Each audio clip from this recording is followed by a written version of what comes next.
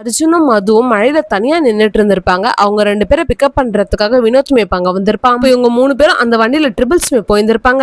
மதுவா அவளோட ஹாஸ்டல்மே டிராப் பண்ணிருந்திருப்பாங்க. அர்ஜுனும் மதுவை பார்த்துட்டு நின்னுட்டு இருந்திருப்பான். வினோத்தும் அர்ஜுன் கிட்ட தப்பான டைமிங்ல வந்துட்டோம், உங்க 2 பேருக்கு நடுவில் என்னதான் நடக்குது ஜி அப்படின்னு கேட்டு இருந்திருப்பாங்க. அர்ஜுனும் என்ன நடக்குதுன்னு தெரியல அப்படின்னு சொல்லியிருந்திருப்பாங்க. உங்ககிட்ட ஒரு விஷயம் சொல்லுவா, நான் மதுக்காக சப்போர்ட் பண்ணி பேசுறேன்னு நினைக்காதீங்க. அவளோட பாயிண்ட் ஆஃப் வியூல இருந்து யோசிச்சு பாருங்க. 4 வருஷமா அவ கூட இருக்க, யாருக்கிட்டயுமே இவ்வளவு க்ளோஸா பழகினதே கிடையாது. மது நல்ல பொண்ணு ஜி அப்படின்னு சொல்லியிருந்திருப்பாங்க. தொண்டை தண்ணி வத்த பேசிட்டு இருந்திருப்பான். அர்ஜுனும் வா போலாம் அப்படின்னு சொல்லிட்டு அங்கிருந்து கிளம்பி இருந்திருப்பாங்க. அர்ஜுனும் மதுவை பத்தி தான் யோசிச்சுட்டு அங்க வந்திருப்பான். அமலாவோ ராகவ் கிட்ட நம்ம என்னமோ இந்த கேஸ் தப்பான ஆங்கிள் பாத்துட்டு இருக்கோம்னு தோணுது. ராகவ் கன்னியப்பன் கிட்ட பேசினா அவர் இந்த மாதிரி பண்ணிருப்பான்னு எனக்கு தோணல. ஃபேமிலி அவர் விட்டு போன விஷயத்த அவரால் அக்செப்ட் பண்ண முடியாம தான் அவர் ஃபேமிலியை பத்தியே பேசிக்கிட்டு இருக்காரு. அவர் இதை பண்ணிருப்பாருன்னு தோணல அப்படின்னு சொல்லிட்டு இவங்க 2 பேரும் டிஸ்கஸ் பண்ணிட்டு இருந்திருப்பாங்க.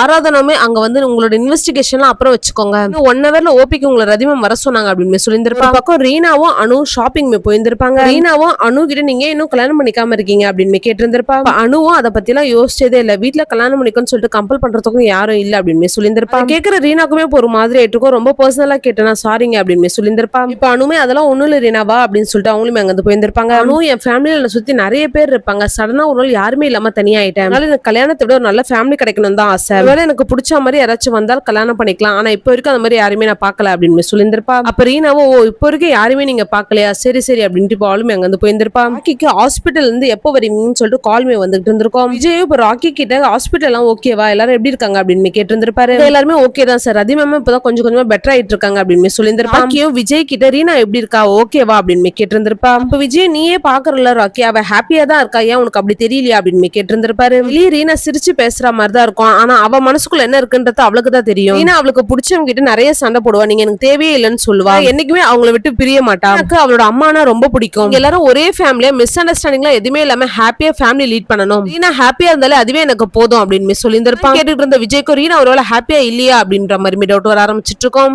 ரீனாவும் ஒரு கேஃபேலுமே உட்காந்து சாப்பிட்டுட்டு இருந்திருப்பாங்க. அப்ப ரீனாவும் அனு கிட்ட எங்க அப்பா பத்தி நீங்க என்ன நினைக்கிறீங்க அப்படின்னு கேட்டு இருந்திருப்பா. அப்பா நல்ல மனுஷன் மாதிரி தான் தெரியாரு, ரொம்ப கைண்டாவும் இருக்காரு, ஒரே இன்னும் கல்யாணம் பண்ணிக்காம இருக்காரு, ஒரு கதை என்னதான் அப்படின்னு கேட்டு இருந்திருப்பா. நீ ஃபுல்லாலாம் சொல்ல வேண்டாம், ஷார்ட்டாவே சொல்லு அப்படின்னு கேட்டு இருந்திருப்பா. அதனால ரீனா ஒரு சின்ன வயசுல இருந்து எங்க அம்மாவை ரொம்ப டீப்பா லவ் பண்ண ஆரம்பிச்சிட்டாரு, அதனால வேற யாருமே கல்யாணம் பண்ணிக்காம அப்படியே இருந்துட்டாரு அப்படின்னு சொல்லியிருந்திருப்பா. அனுவும் என்ன கதை இது தேவதாஸ் மாதிரி ஷார்ட்டா முடிச்சிட்டா அப்படின்னு கேட்டு இருந்திருப்பா. ரீனாவும் உங்களுக்கு ஃபுல் ஸ்டோரி வேணா எங்க அப்பா கிட்ட கேட்டுக்கோங்க, எங்க அப்பா ஒரு எலிஜிபிள் பேச்சுலர் தான், அவருக்கு நாங்களும் பொண்ணு பார்த்துட்டு இருக்கோம், உங்களுக்கு தெரிஞ்ச ஏதாவது பொண்ணு இருந்தா சொல்லுங்க அப்படின்னு சொல்லியிருந்திருப்பா. அனுவும் கண்டிப்பா சொல்றேன், நான் உங்க அம்மா ரதியை ஸ்டாக் பண்ணேன், அப்படியே உங்க அம்மா மாதிரி இருக்கு ரீனா அப்படின்னு சொல்லியிருப்பா. இப்ப ரீனாக்குமே ஒரு மாதிரி ஆயிட்டு இருக்கும். ரீனாவும் இதை பத்தி பேச வேண்டாம் அப்படின்னு சொல்லியிருந்திருப்பா. அனுவும் சரி இதை பத்தி பேச வேண்டாம், நிறைய ஷாப்பிங் பண்ண வேண்டியது இருக்கு, நான் போய் பில் பே பண்ணிட்டு வந்துடுறேன் அப்படின்னு சொல்லிட்டு அனுவுமே அங்க இருந்து போயிருந்திருப்பாங்க. ரீனாவும் ஒரு மாதிரி இருந்திருப்பான்றதால இப்ப அவளுமே அங்க மயங்கி கீழே விழுந்துட்டு இருப்பா. அனுவும் ரீனாவை ஹாஸ்பிட்டலுமே அட்மிட் பண்ணியிருந்திருப்பா. வந்து விஜய் உங்களை யாருங்க அவளை வெளியே கூட்டு போக சொன்னது, தான் ஆல்ரெடி உடம்பு சரியில்லைன்னு சொன்னல, நீங்க அவளை கூட்டு போனீங்க, அதுவும் கூட அனுப்பி வச்சது என்னோட தப்பு தான் அப்படின்னு சொல்லிட்டு விஜய்மே கோவமா இருந்திருப்பாரு.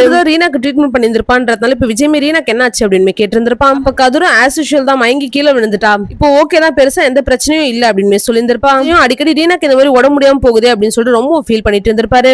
கதிரும் ரீனாவோட வயித்துல ஒரு தழும்புமே பார்த்திருந்திருப்பான். கதிரும் ரீனாவோட ஃபுல் மெடிக்கல் ஹிஸ்டரியுமே எடுத்து பார்த்துட்டு இருந்திருப்பான். கதிர்கிட்ட வந்து ரீனாக்கு என்னாச்சு ஓகேவா அப்படின்னு கேட்டு இருந்திருப்பான். இப்ப கதிரும் இப்போதைக்கு ஓகே தான் அப்படின்னு சொல்லியிருந்திருப்பான். கதிரும் ஒரு டாக்குமெண்ட்டுமே எடுத்துட்டு போயிட்டு விஜய் கிட்டமே கொடுத்துட்டு ரீனாக்கு அவளோட ஹெட் இன்ஜினால இந்த மாதிரி பிரச்சனை வரல, கிட்னி டிரான்ஸ்பிளான்ட் பண்ணிருக்காங்க அப்படின்னு சொல்லியிருந்திருப்பான். கேட்கிற விஜய் இந்த மாதிரி பண்ணிருக்க வாய்ப்பு இருக்கு, அவ கோமால இருக்கப்ப அவளோட ஒவ்வொரு ஆர்கனும் செயலிழக்க ஆரம்பிச்சிருச்சு, கரெக்டா அந்த டைம் கிட்னி டிரான்ஸ்பிளான்ட்க்கு டோனர் கிடைச்சாங்க, அதனால அதை ரீப்ளேஸ் பண்ணிருக்கோம் வாய்ப்பு இருக்கு அப்படின்னு சொல்லியிருந்திருப்பாரு. அப்ப கதிரும் அந்த ஆபரேஷன் நடக்கிறப்ப நீங்க அங்க இல்லையா அப்படின்னு கேட்டிருந்திருப்பான். விஜயனுக்கு லீகலா சில விஷயங்கள் ஹேண்டில் பண்ண வேண்டியது இருந்து அதனால அங்க இல்ல அப்படின்னு சொல்லியிருந்திருப்பான். கதிரும் ராக்கி கிட்ட ரீனாக்கு 1 வருஷத்துக்கு முன்னாடி கிட்னி டிரான்ஸ்பிளான்ட் பண்ணாங்களா அப்படின்னு கேட்டிருந்திருப்பான். அப்ப ராக்கியும் திரு முழிச்சிட்டு ஆமான்னு சொல்லியிருந்திருப்பான். அப்ப கதிரும் நீங்க நிஜமாலே டாக்டர் தானா, ரீனா இதை பத்தி இவ்வளவு நாள் சொல்லவே இல்ல, அவ தலையில அடிப்பட்டதுனால தான் அவ இப்படி இருக்கான்னு நினைச்சிட்டு இருந்தோம் நாங்களாம், நீ ஏதாச்சும் பிளாக் மார்க்கெட்ல வாங்குனீங்களா அப்படின்னு கேட்டிருந்திருப்பான். ராக்கியும் அதெல்லாம் இல்ல ப்ராப்பரா தான் நாங்க பண்ணோம் அப்படின்னு சொல்லியிருந்திருப்பான். அப்ப கதிரும் அந்த டோனர் யாரு, அவங்களோட மெடிக்கல் ஹிஸ்டரி என்ன அப்படின்னு கேட்டிருந்திருப்பான். அதுக்கு ராக்கியும் அதெல்லாம் தெரியாது அப்படின்னு சொல்லிட்டு அவனுமே அங்க வந்துட்டு இருப்பான். ரத்தியா அந்த ட்ரிப்ளெட்கான சி செக்ஷனுமே பண்ணிக்கிட்டு இருந்திருப்பாங்க, வெளியே பிரஸ் மீடியான்னு சொல்லிட்டு எல்லாரும் வெயிட் பண்ணிட்டு இருந்திருப்பாங்க. ரத்தியா அந்த 3வது குழந்தையுமே வெளியே எடுத்திருந்திருப்பான். அந்த குழந்தைக்குமே ஹார்ட் பீட்மே ரொம்ப கம்மியாயிட்டே இருந்திருக்கும். இப்ப அந்த குழந்தையுமே காப்பாத்திட்டு இருப்பாங்க. அந்த ஆபரேஷன் சக்சஸ்ஃபுல்லா முடிஞ்சிருக்கும், அதுக்காக ஒரு பிரஸ் மீட் அரேஞ்ச் பண்ணியிருந்திருப்பாங்க. அந்த பிரஸ் மீட்ல 3 குழந்தை அவங்க அம்மா எல்லாருமே நல்லா இருக்காங்க, இது எல்லாத்துக்குமே காரணம் ரதி தான் அப்படின்னு சொல்லிட்டு பேசிட்டு இருந்திருப்பாங்க. அதுக்கும் உடம்பு முடியாம இருந்திருக்கும்ன்றதால இப்ப மனசா கிட்ட சொல்லிட்டு இப்ப அவளுமே அவங்க கேபினுக்கு போயிருந்திருப்பா.